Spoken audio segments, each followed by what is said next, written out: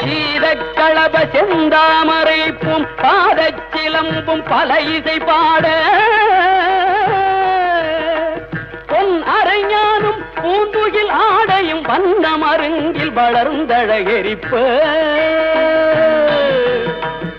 பேழை பயிரும் பெரும்பாரக்கோடும் பேழமுகமும் விளங்கு சிந்தூரமும்